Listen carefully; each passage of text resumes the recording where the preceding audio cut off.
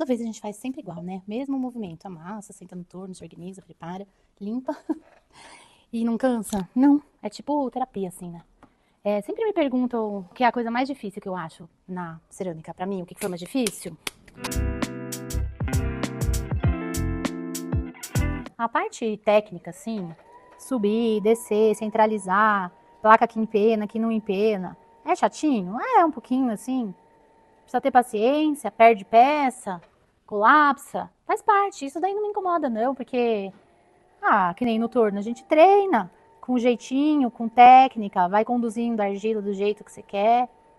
Na placa, no slip, se tá empenando, você fica observando o que tá fazendo empenar, como é que é a secagem. E a peça que dá errado, assim, na verdade, ela mais ensina a gente do que outra coisa, né? Ensina mais do que a peça que dá certo, porque aí você entende o que você tem que fazer e o que você não pode fazer para o negócio realmente assim ir a termo e você ter a peça do jeito que você quer. E treina, tenta, barra a gente recicla. Isso daí não é uma coisa que me incomoda assim, ou que vamos dizer que foi uma coisa muito difícil para mim. Até foi fácil.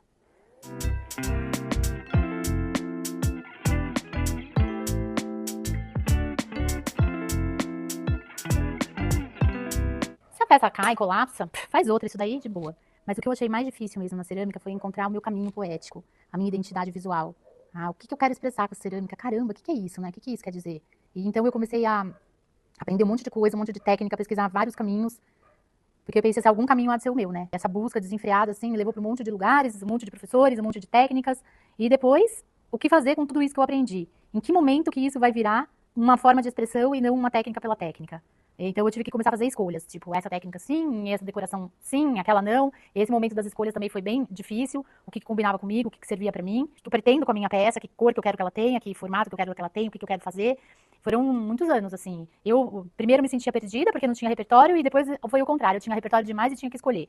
E aí eu fui parando de fazer algumas coisas, escolhendo outras. Ainda faço muito diversificado, mas de alguma maneira eu sinto que tá tudo convergindo, assim, para a mesma peça. Pouco esmalte, trabalho com argila colorida, o trabalho com as impressões, com as transferências de imagem, tudo isso tá se juntando, se abraçando e virando uma coisa só. Isso para mim foi o mais difícil e é uma coisa que acho que talvez nunca vou alcançar, de falar assim, tô pronta.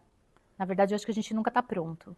Graças a Deus, né? Porque aí a gente vai fazendo novas coleções, aprendendo, fazendo novas possibilidades e sempre se mexendo.